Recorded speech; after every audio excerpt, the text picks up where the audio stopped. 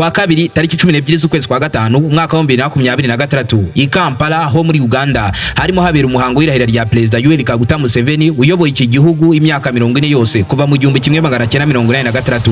Ubyumve neza ko ejo bundi yarahiriye kuyobora manda ye ikurikira y'imyaka 5 izarangira mu mwaka wa 2031 izamusiga yoboye iki gihugu imyaka igera kuri 45 yose.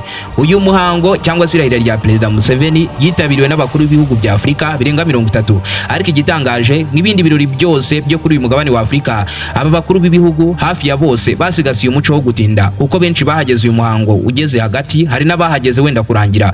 Ibi ni ibirori byari binini ku rwego rw'uko n'ababiteguye byageze aho bikabajagarariza ubwonko ku rwego rwo hejuru. Ibaze ko aba bakuru b'ibihugu bagiye bakirwa mu buryo bujagaraye cyane, ndetse no kubicaza byari ibibazo byinshi cyane kuko hari abagiye bicazwa aho babonye hose bisa nkaho hadakwiye abanyacyubahiro nk'aba bahagarariye ibihugu bya Afrika. Umenya iri mu mpamvu zatumye muri ibi birori ubwo bajyaga kwakira Perezida Felix Antoine Tshisekedi Tshilombo wa Repubulika Iharanira Demokarasi ya Kongo baramuhize bakamubura bagasanga yiyanuye ahita yigendera bigishyushye. Hari n'abavuga ko muri ibi birori ubwo Museveni yafataga ijambo yavuze mpaka arambiranye kuko yavuze ijambo ryafashe umwanya usatira isaha imwe n'igice, kandi ari imbere y'abaperezida bagenzi be bari bategereje ko ibyo birori bisoza bakikomereza muri gahunda zabo bwite. Gusa ibi bisa nkaho ntacyo byari bitwaye cyane mpaka igihe Perezida Salva Kiir wa Sudani y'Epfo yahageraga. Ibi birori byari birindiwe umutekano uri ku rwego rurenze urukabije kuko hari abashinzwe umutekano benshi kandi babitorejwe bimwe bidasanzwe. Ubyumve neza ko uyu mutekano wari wafunzwe bukwasi na polisi, abasirikare n'abajepe b'igihugu cya Uganda. Ariko ubwo Perezida Salva Kiir wa Sudani y'Epfo yahageraga, abashinzwe umutekano we uwo mutekano wose ntibari bawitayeho, bo baje bamenya neza ko perezida wabo atekanye mu buryo bwuzuye. Gusa ubwo bageraga ku muryango wari habarinda umutekano wa Perezida Museveni mu buryo butunguranye, aba bajepe bombi aba Sudani y'Epfo ndetse n'aba Uganda baracamatanye batangira kwesurana barafatana ku manywa y'ihangu. Abajepe bakoranamo ingumi zivuza ubuhuha, aba Uganda bafunze inzira n'aba Sudani y'Epfo bashakira inzira perezida wabo ku ngufu. Aha n'abajepe babera kaga, ibaze ko bafatanye bakarwana, ariko muri iyo mirwano yose nta n'umwe muri bo bavugaga ijambo na rimwe, humvikanaga gusa inkweto ndetse n'ibipfunsi. Ni systeme y'imirwanire imeze nk'intama. Buri iyi nama ziriyumva ku rwego rwo hejuru, ziba zumva ingufu zazo zivugira kuko icyo zibonye zose zirakesura kandi zidateje urusaku. Aba bajepe barahanganye ibisimba birataruka mpaka umwe muri bo bamushwanyagurijeho ikote barigira nk'itorosho. Uwo yari umwe mu bajepe bahagarariye umutekano wose wa Perezida Salva Kiir wa Sudani y'Epfo. Ibyo bisoje nyuma y'akanya gato muri ibi birori bakiriye Perezida w'u Burundi Evariste Ndayishimiye arangije abasomera icyongereza cy'ikirundi, nako ikirundi gisa nk'icyongereza abari aho bose bifata ku myanya irangakumiro. Mandate comes at a defining moment for our beloved Africa continent. By inaugurating this new term, ibaze ko abakuru b'ibihugu bose bari bitabiriye uyu muhango nta n'umwe muri bo watinyutse guseka General Neva w'u Burundi, kuko iyo bibeshya bari gushiduka banigaraguye hasi cyangwa se bagaseka mpaka bataye inkunda. Ibyo byatumye bose rero bifata basekera mu mitima yabo, kuko mu gatuza habo harimo hatera hameze nk'ahabyina bidasanzwe kubera ibisekezo byari byuzuye mu mitima yabo yenda gushwanyuka. Sustained economic growth, strategic investment in infrastructure, and policies aimed at reducing poverty and improving livelihoods. Uganda has uwo munsi umwe tariki 12 z'ukwezi kwa gatanu umwaka wa 2026 ubwo muri Uganda harimo habera ibisa nk'ibitangaza.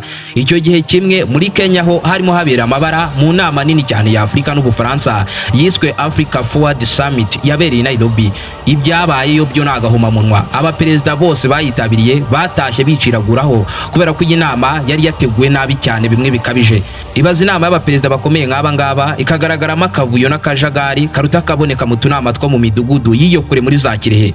None ahantu inama ibera kahebwe nuko umwe mu bakiriwe nabi cyane bimwe bikabije ni Perezida Paul Kagame w'u Rwanda. None byagenze bite muri iyi nama ngo icagahigo k'inama ya mbere yateguwe nabi mu nama zose z'abakuru b'ibihugu zigeze zibaho mu mateka y'isi? Niba ari ubwa mbere wari wisanzwe umuyoboro mugari byegeranye mu Rwanda, icyo usabwa no gukanda subscribe ugafungura inzogera kugira ngo ukomeze gutungurwa no gusobanukirwa na byinshi cyane bimeze nk'ibicanganye kuri iyi sinzima dutuye. Ndi Aime Christian. Ikaze. ese nawe uri muri bamwe bahora bahangayitse bibaza aho bakura umuvuzi gakondo utanga ubuvuzi bw'umwimerere kandi bushingiye ku bimera? Wihangayika, igisubizo cyabonetse. Habonetse umuvuzi gakondo utanga inama n'ubuvuzi ku ngo zabaswe n'amakimbirane, kubabaswe n'ibiyobyabwenge namwe abakoraho rikaka, kubivuza indwara nk'umwijima, amibe, twabazaniye umuti wizewe kandi ukomoka ku bimera. Akarusho kandi kubivuza indwara nk'amarozi, itegano, ibigaburano, nyabingi, ibihuhirano, namwe mwashyizwe igorora. Muganga gakondo yifashisha imbaraga z'ibimera ku bafite ingano y'igitsina batishimira, haba ku bagore cyangwa se abagabo, namwe twabatekerejeho. Dukorera mu Rwanda no hanze y'u Rwanda. Kuba ari imahanga namwe mwihangayika kuko dukorana na DHR tukabagezaho imiti yacu kandi mu gihe gito cyane. Ku bindi bisobanuro bariza kuri nimero ya telefone ikurikira 0781 ta ku magara yawe hakiri kare atatagutenguhadi. Twese niko tubishaka, kwiga tugatsinda uruhushya rw'agateganyo provisoire vuba mu gihe gito gishoboka, ariko abenshi muri twe tudindizwa no kubura umwanya uhagije wo kwiga amategeko y'umuhanda. Ahanini bitewe nuko kuyiga bisaba kuva mu rugo cyangwa mu kazi ukerekeza mu ishuri riyigisha, wagerayo ugasanga n'ibiciro byo kwiga birahanitse cyane. Igisubizo kibi kandi kirambye cyabonetse hamwe na Nkotanyi Driving School. Nta kuva mu rugo cyangwa mu kazi, nta no kongera gusiganwa n'igihe ngo ugiye mu ishuri kwiga ubyigana, kuko ushobora kwiga amategeko y'umuhanda mu buryo busobanutse cyane unyuze ku rubuga wa3ibyapa.com. Ibaze ko guhera ku mafaranga 300 y'u Rwanda gusa ushobora kwiga amategeko y'umuhanda mu buryo bworoshye cyane, aho ushobora gusoma magazeti ya leta, ibyapa by'ubwoko bwose, ukareba amashusho ateguranwa ubuhanga n'abarimu b'abahanga, ukanisuzuma ukora imyitozo myinshi ku minota 20 neza nk'uko ikizami cya polisi kiba giteguye. Wasoza ukabona amanota y'imyitozo wakoze n'ibisubizo by'ukuri. Ikiza kuruta ibindi nuko ushobora kwiga aho waba uri hose ku isi, kuko uru rubuga ruboneka mu ndimi 3 zirimo Ikinyarwanda, Icyongereza n'Igifaransa. Kwigana natwe biroroshye cyane kuko birihuse, ibiciro biri hasi, wiga igihe ushakiye kandi mu buryo ushaka. Andika muri Google yawe aka kanya cyangwa irindi shakishirizo wa.ibyapa.com utegurana ikizamini cyawe, icyizere cyo gutsinda. Ku bindi bisobanuro ushobora kutuvugisha cyangwa ukatwandikira kuri WhatsApp yacu uri kubona muri screen yawe, cyangwa ukohereza email kuri nkotanyidrivings@gmail.com.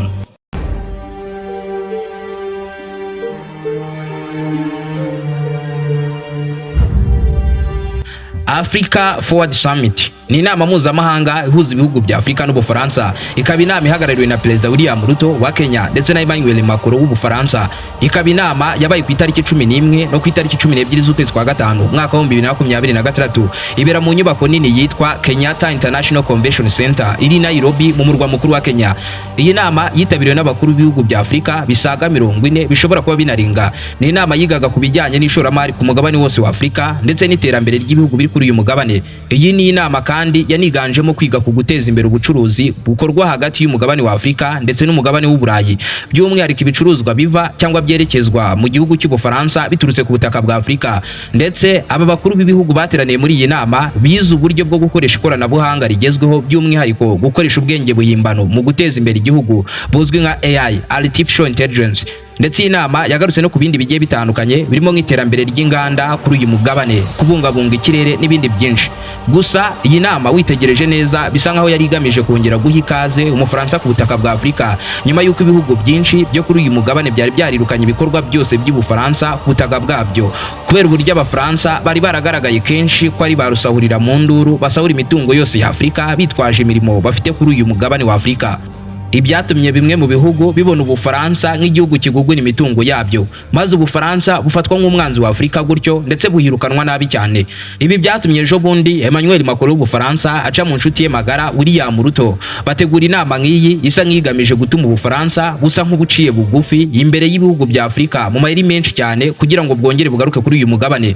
Ndetse amakuru avuga ko Emmanuel Macron kugira ngo abashe guhuriza hamwe aba bakuru b'ibihugu bose ba Afrika yabemereye miliyari 27 z'amadolari ya Leta Zunze za Amerika zizashorwa mu bikorwa byo kuri uyu mugabane wa Afrika.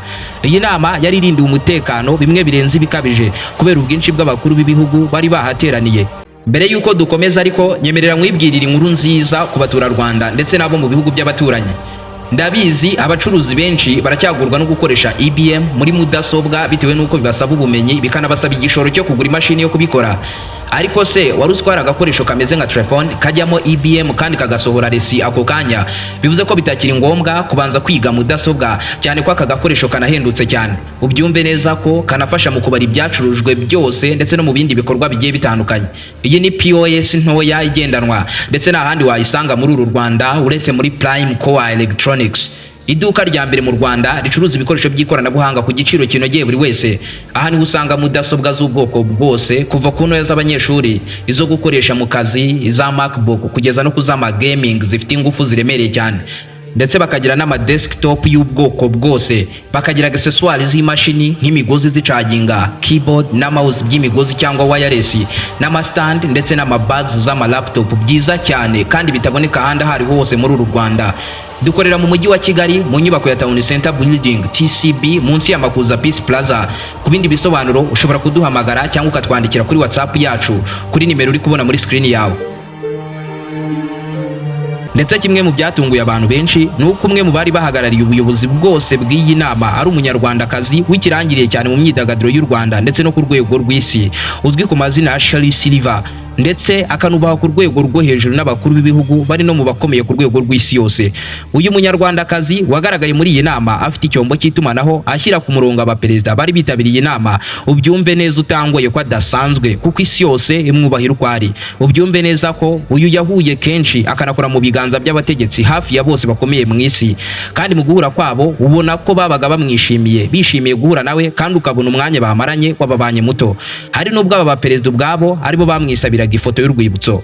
Iyi nama yari yahurije aba baperezida bose i Nairobi muri Kenya, nubwo yumvikana nk'ikanganye, ariko yari yuzuyemo ikinyafurika cyinshi cyane kimwe giteye ubwoba. Nk'ibisanzwe abakuru b'ibihugu bitabiriye inama bahagereye igihe bashakiye, kuko hafi ya bose baratinze kubera ko abenshi bari babanje kunyura mu irahira rya Perezida Yoweri Kaguta Museveni wa Uganda i Kampala. Isibye ko n'ubundi kwica igihe bisa nkaho nta kidasanzwe kirimo kuri uyu mugabane wa Afurika, kuko n'ubundi saa sita z'inaha zikunze kuba ari saa 10 z'umugoroba. Wagira ngo abanyafurika tugira amasaha yacu twaremye ubwacu. Ahantu tubera kahebwe muri Afurika nk'uko abaperezida batinze bakagira mu nama bakerewe cyane, ibaze ko bahagereye igihe kijya kwegerana nk'abari bumvikanye indi saha yabo bwite yo kuhagira. Ubwo aba baperezida bahageraga mu buryo bwatunguranye, abajepe bivugwa ko ari ab'u Rwanda ariko bitazwi neza koko ko ari ab'iki gihugu, bagaragaye bari kwiruka bavuduka bimwe birenze ibikabije, ariko ntihamenyekanye icyatumye birukanka kuri urwo rwego, ariko ikizwi neza nuko ari impamvu z'umutekano. Ibaze ko iyi nama ubwo yari iri mwitangira, aho yari iri kubera, abashinzwe umutekano bagize gutya bahita bafunga inzugi barazibana mu buryo butunguranye bya burundu, maze His Excellency Paul Kagame w'u Rwanda bamuheza hanze we n'abashinzwe umutekano we bose. Ibintu byagaragaye nabi cyane ku rwego rwo hejuru, kuko byagaragaye nko kutubaha abakuru b'ibihugu bose bari bitabiriye inama. Amashusho yakwirakwiye hirya no hino ku mbuga nkoranyambaga agaragaza ukuntu bafunze imiryango Perezida Paul Kagame w'u Rwanda atarinjira, ndetse muri aya mashusho His Excellency Paul Kagame agaragara ari mu mubyigano ukabije, ari hagati y'abagabo benshi bari mu kavuyo kandi bajagaraye cyane, bose bategereje kwinjira, kandi imiryango bari bayifunze paka igihe bamwe mu bashinzwe umutekano batangiye guhondagura inzugi imigeri, bagahondagura kuri izo nzugi ikintu cyose cyari hafi aho, ariko abari bashinzwe umutekano muri iyo nyubako babibamba banga gufungura, bigera ku rwego rw'uko abajepe bashatse no gukuraho urugi ku ngufu kugira ngo abanyacyubahiro barimo Perezida Paul Kagame binjire. Gusa si Kagame gusa watindijwe hanze, kuko mu bari mu mubyigano w'abahejejwe hanze banze gufungurirwa harimo umucuruzi w'umufaransa ukomeye cyane witwa Patrick Poyan, uhagarariye kampani nini yitwa Total Energies icuruza peteroli na gaze mu isi yose, ikaba kampani iri mu za mbere zikize kandi nini cyane zikora ubucuruzi nk'ubu bwa peteroli na gaze kuri uyu mubumbe dutuye. Ibi byagaragaje inama nk'iyateguranywa akavuyo kenshi cyane, ndetse byanatumye abanyacyubahiro bayitabiriye bibeshyaho ku rwego rw'uko bafungiranwa inyuma y'inzugi bakahezwa kandi bakakirwa nabi mu mubyigano ukabije usa nk'abaga muri za bisi zashira umuteto mu kagoroba ziva Nyabugogo zerekeza Batsinda. Iyi nama ubwo yari irimbanije, abakuru b'ibihugu bose bamaze kwinjira aho yari mibera, icyumba cyangwa se sale bari bicayemo yari irimo urusaku rukabije cyane nka rumwe rwo mu bigo by'amashuri ya Gardienne cyangwa se amashuri abanza. Rwose iyi sale yari iri kuberamo inama abakuru b'ibihugu yari yahindutse nk'isoko mu buryo bwuzuye kubera urusaku. wagira ngo ni inama yari yabahurije hamwe ngo basakuze kuko bose barimo biganirira kandi basakuza cyane nta n'umwe witaye ku bijya mbere, buri wese akavuga ameze nk'uri kubwira uri mu nguni yo hakurya. Kandi igitangaje, imbere hari abandi bakuru b'ibihugu barimo bogosha amagi ngo bahawe ijambo bari kubwira abaperezida kandi bo bibereye mu ruganiriro. Uru rusaku rwose Emmanuel Macron w'Ubufaransa wari uri no mu bateguye iyi nama mu buryo bwuzuye rwamuriye mu matwi bimwanga mu nda.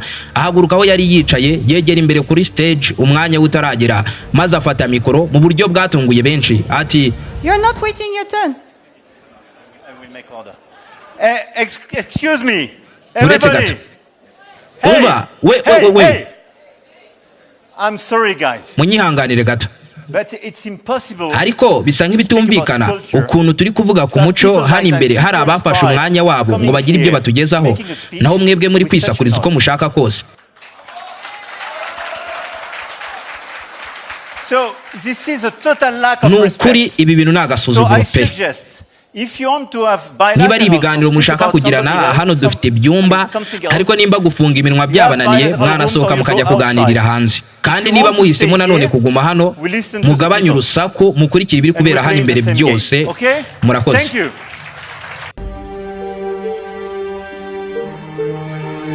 Ibi Emmanuel Macron w'Ubufaransa yakoze byatunguye isi yose kubona umuperezida nk'uyu ariwe wita kuri iki kibazo, kandi hari abandi bari babishinzwe muri iyi nama. Isibye ko n'ubundi bitagaragaye neza kubona abakuru b'ibihugu nk'aba biyubashye basakuza bagaterura sare yose. Ibyo kandi byanahindutse igisebo gikomeye cyane kuri Kenya yari yateguye ikanakira iyi nama mu buryo bwuzuye.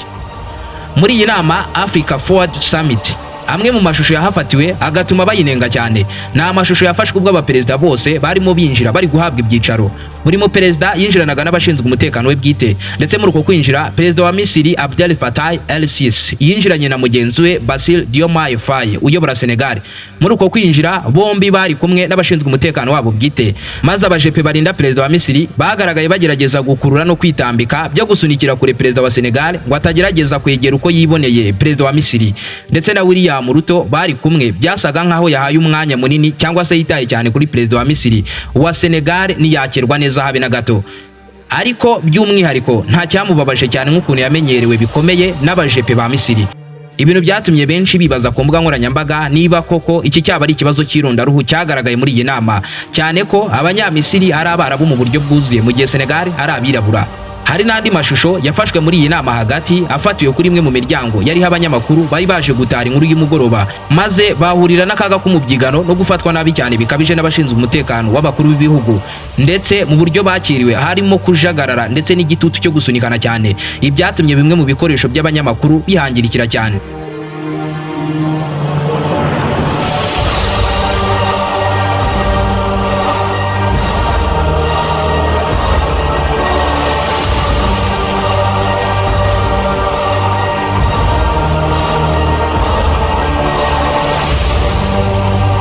Ubwo iyi nama yari irimbanije hanze y'inyubako yari irimo kuberamo iyi nama Kenyatta International Convention Center, hari abantu benshi bari kwigaragambya bamagana Ubufaransa ko butakagombye kwakirwa muri iki gihugu cya Kenya kubera ubusahuzi bwabo bwajubije umugabane wose wa Afurika hirya no hino mu bihugu bigiye bitandukanye. Abantu benshi mu mihanda yerekeza kuri ino nyubako barimo bateza akavuyo kenshi kagamije kwitambika iyi nama mu buryo bwuzuye. Ibyo byatumye hakoreshwa inzego z'umutekano mu guhagarika no gusubiza inyuma abigaragambyaga ku rwego rw'uko bamwe muri bo bagiye bafatwa bagahita bafungwa igitaraganya. Bivuze ko hanze y'inyubako yarimo iberamo inama umubare munini w'abaturage wari mutabwa mu maboko atari ayabo. Ku musozo w'inama aba bakuru b'ibihugu bya Afurika ndetse n'Ubufaransa bari bitabiriye iyi nama bataramiye bikomeye n'umuhanzikazi w'ikirangirire ku mugabane wose wa Afurika Yemi Alade wo muri Nigeria. Gusa gusoza ku y'inama ntabwo byasoje udushya twose twari twaranze abitabiriye iyi nama. Ubwo yari asoje urugendo rwe rw'akazi muri Kenya, by'umwihariko iyi nama yari yahuje Ubufaransa n'ibihugu bya Afurika, Perezida Paul Kagame w'u Rwanda nta gutinda mu mayira yahise afata rutema ikirere ahita agaruka ku butaka bw'u Rwanda gukomeza indi mirimo afite muri iki gihugu. Ubwo rero yari agiye kwinjira muri iyi ndege yahaye umukono umwe mu bari bashinzwe umutekano we ubarizwa mu itsinda ry'abarinda umutekano w'aba VIP muri Kenya. Ubwo yamuherezaga ikiganza uyu musirikare yabanje kumuterera isari, maze His Excellency Paul Kagame aramutegereza agumisha ikiganza cye mu kirere amasegonda make runaka ategereza ko ushinzwe umutekano asoza isari akabona kucyakira. Ibi nubwo bisa nk'ibyoroshye byagaragaje uburyo perezida w'u Rwanda Paul Kagame yari yubashye umusirikare ku rwego rwo hejuru ku kigero cy'uko mbere y'uko yurira indege agarutse ku Rwanda yabanje kumera nk'umusezeye, ndetse birashoboka cyane ko yaba ari undi mu perezida atari gutinza mu kirere ikiganza cye ategereje ko uyu musirikare asoza isari ngo abone kwakira umukono we, kandi abizi neza ko hari abantu amagana y'ibihumbi bari buze kubibona banyuze ku mbuga nkoranyambaga. Nyuma y'uko iyi nama isoje, Emmanuel Macron w'Ubufaransa yagaragaye atetse ubugari bw'ibigori cyangwa se akawunga, ndetse anatetse ibyo kugurisha ku ruhande. Anasoje ahita atamiraho yumva ukuntu biba byifashe ku mafunguro y'inaha ku mugabane wa Afurika, ibyafashwe nko kwisanisha cyane n'Abanyafurika mu buryarya bwe bwinshi cyane burimo agasenda, kugira ngo abaturage barusheho kumwiyumvamo neza, dore ko n'ubundi Abanyakenya benshi bamuzira urunuka. Kandi na nyuma yaho yagaragaye ari gukina aconga ka ruhago na mugenzi uyobora Kenya William Ruto.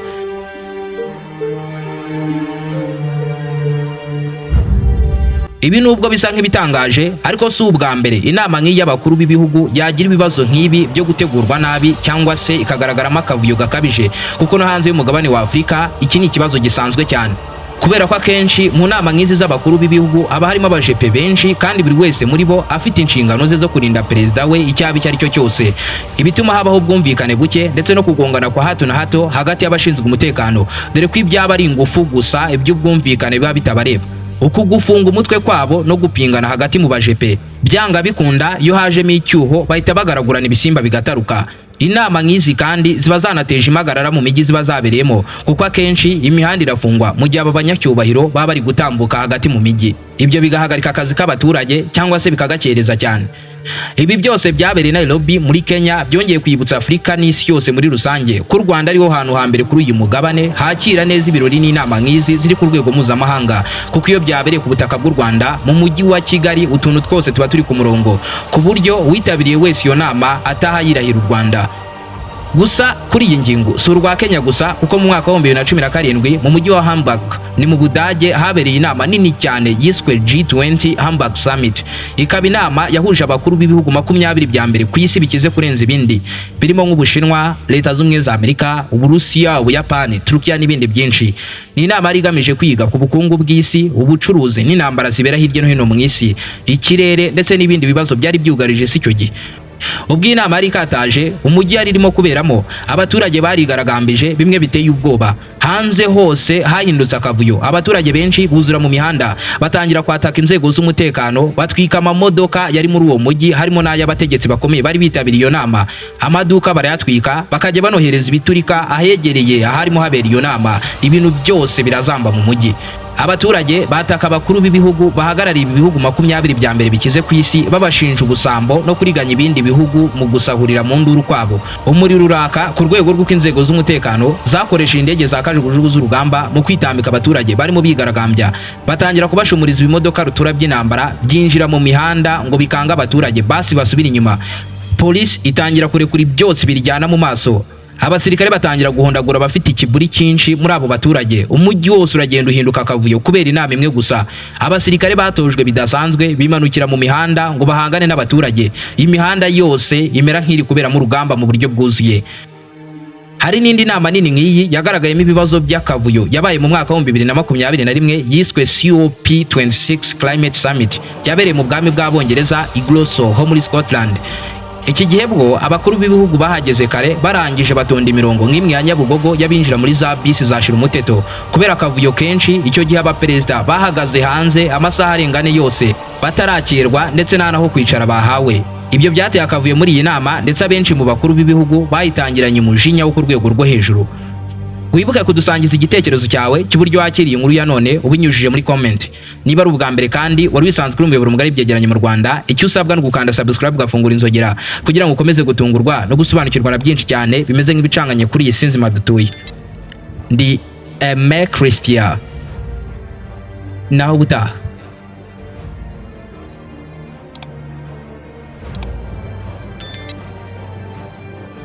Wigeze wibaza impamvu abandi bakora amafaranga kuri social media zabo nawe zikaba zitakwinjiriza? Gufitiye igisubizo. Mr. Bwoba Promoter, uyu ni umuntu umwe rukumbi uzagufasha gukora amafaranga kuri social media zawe, by'umwihariko YouTube. Tugufasha gukora monetization ya YouTube channel yawe, hanyuma ugatangira guhembwa na YouTube. Tugufasha kubona abasubscribe banyabo bazajya bareba content zawe. tugufasha kubona watch time cyangwa se amasaha asabwa na YouTube kugira ngo applying. Tugufasha kubaka channel history mu minsi 7 gusa. Tugufasha gufungura konti ya Google AdSense ndetse tukayiverifia. Si ibyo gusa kuko bayishaka n'izisanzwe ziri verified turaziguha. Ikindi kandi tugufasha kubona konti za Google AdSense zidakata ibyo bakunda kwita zero tax, ku buryo amafaranga yose winjije kuri YouTube uzajya uyahembwa yose uko yakabaye. Tugura ndetse tukanagurisha YouTube channel. Si ibyo gusa kuko tunaguha aba followers na likes byanyabyo haba kuri Instagram, TikTok ndetse na Facebook. Witinda twandikiye kuri WhatsApp kuri 0789 957 117 cyangwa uduhamagare kuri 0783 356 327. Hamwe na Mr. Bwoba Promoter birihuta kandi birizewe.